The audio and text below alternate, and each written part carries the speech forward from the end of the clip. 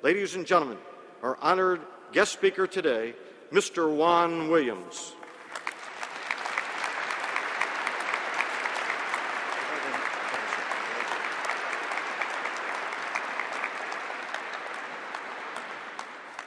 Mr. Ponton, thank you very much for that introduction. Let me begin this graduation speech with a riddle. What do good graduation speeches and good biscuits have in common? A little shortening. So, let us begin today. What a glorious day it is. Thanks be to God. I just hope that all of you graduates, as you're celebrating today, realize what a beacon DeMatha Catholic High School is, not only to the people who live in the Washington, D.C. area, but to the nation.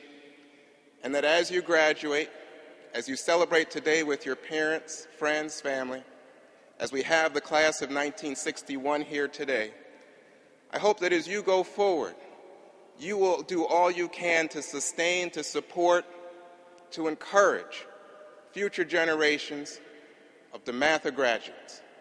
Congratulations to you and to your family. Now, this is going to be very emotional.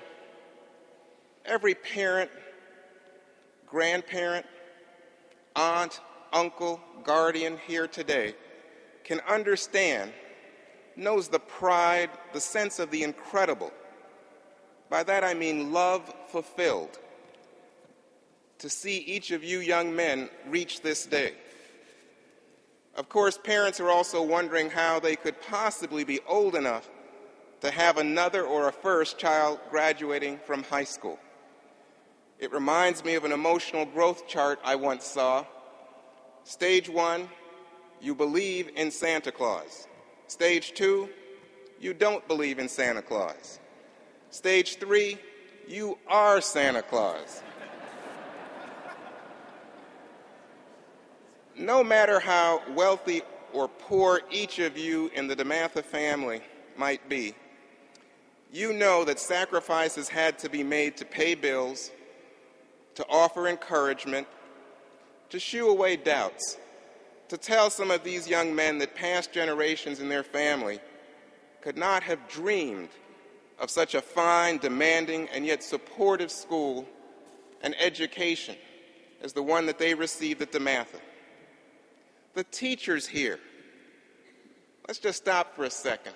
The teachers here are a gift from God. You know, they say that children first see their mother's face as the face of God. Here at DeMatha, teachers make God real for young men as they become adults, sharing faith, high expectations, as well as love and understanding to allow them to grow, to become all that they can be. Teachers here are the kind of people who, when confronted with a young man who might have a disability but dreams of being an athlete, might tell that young man the story of the person who kicked the longest field goal in NFL history. He would tell him that that man, Tom Dempsey, had half a right foot, but he's in the NFL Hall of Fame.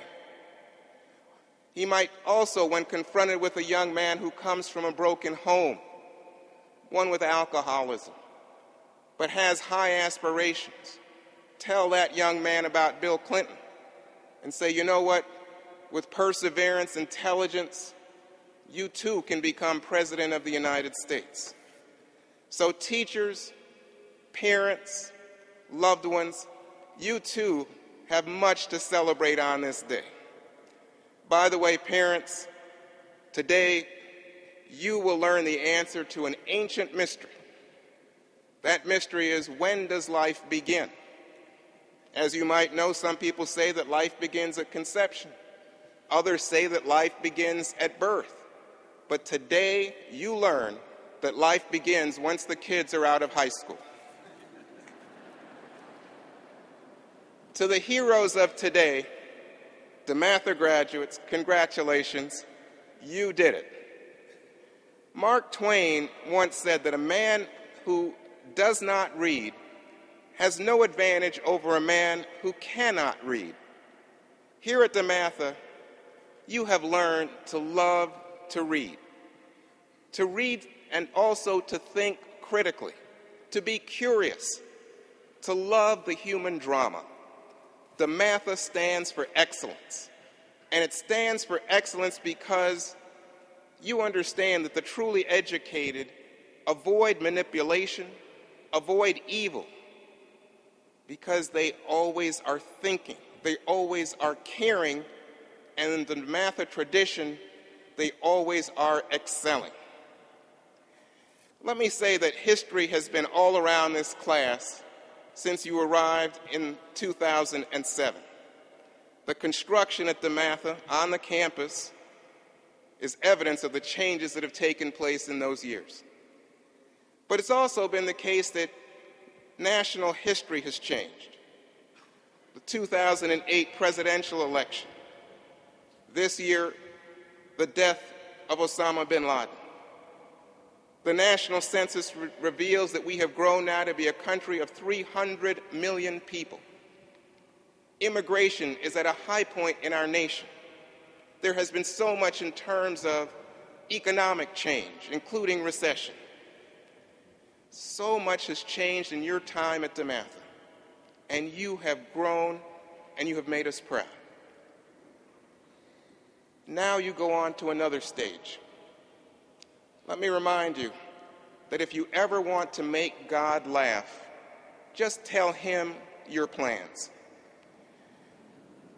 You don't know what life has in store, but one thing is evident. By virtue of the fact that you are so highly educated, and believe me, you are American elite by virtue of your education at DeMatha, you are going to be leaders.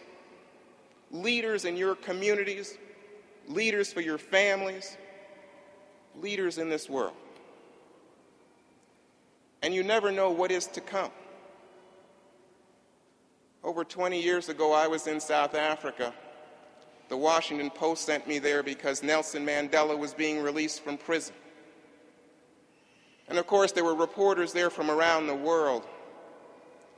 And I wanted just a moment of Mandela's time for an interview, but his aides told me that would not be possible. But I persisted and was finally put in a line of diplomats to shake hands with Nelson Mandela, who was being released from prison after 27 years. And when I finally got up to meet Mr. Mandela, I shook his hand and said, "Mr. Mandela, I'm from Washington, D.C. I represent a paper in the nation's capital. It's the biggest paper. It would mean so much to us if you would give us a moment of your time. And I don't know if you've ever seen that TV program, Showtime at the Apollo, but when they get a bad comedian, they bring out a very large hook and they literally drag him off the stage."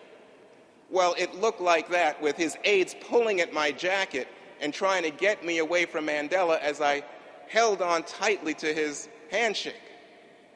But just as I was about to hit the door, Mandela said, "You know, you're a writer, and I don't have a personal secretary. If you're willing to write a few letters for me, I'll talk to you when I can." I said, "That's a deal. Absolutely." So I ended up writing some silly notes.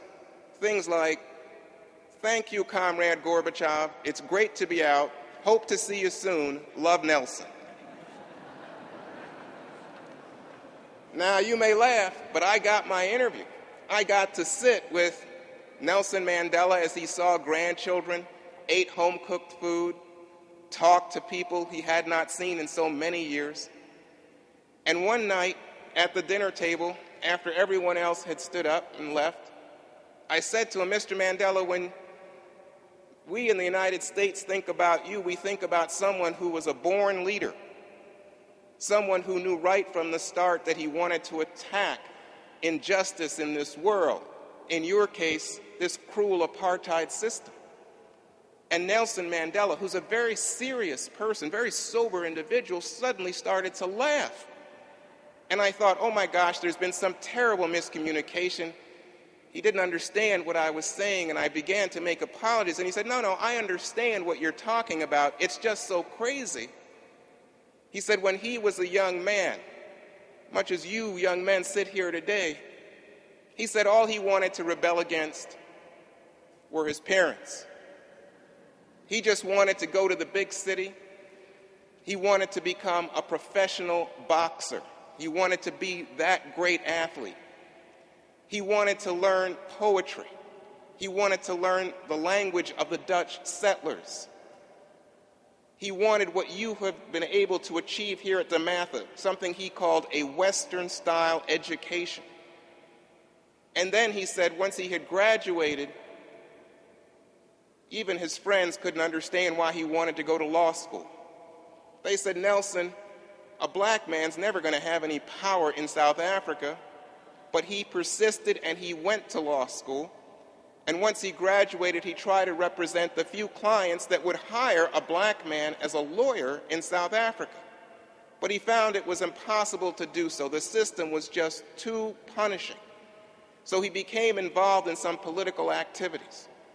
And pretty soon people began to recognize that he was a brilliant speaker, a brilliant organizer, including the government.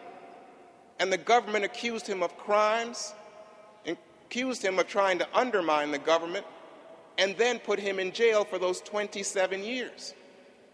He said all he thought to himself during that time was he never expected that he could have become this person, a beacon to all of South Africa in terms of freedoms, but also a light to the world, to mankind in terms of freedom struggle, and the idea that you stand for principle and that you worship God.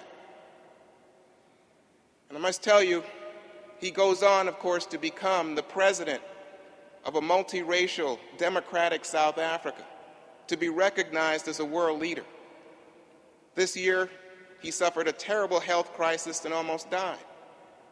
But whenever I see any mention of Nelson Mandela, I think back to the young man who simply wanted to rebel against his parents, who simply wanted to be a boxer, a poet, and never had anything in his mind about being a great world leader.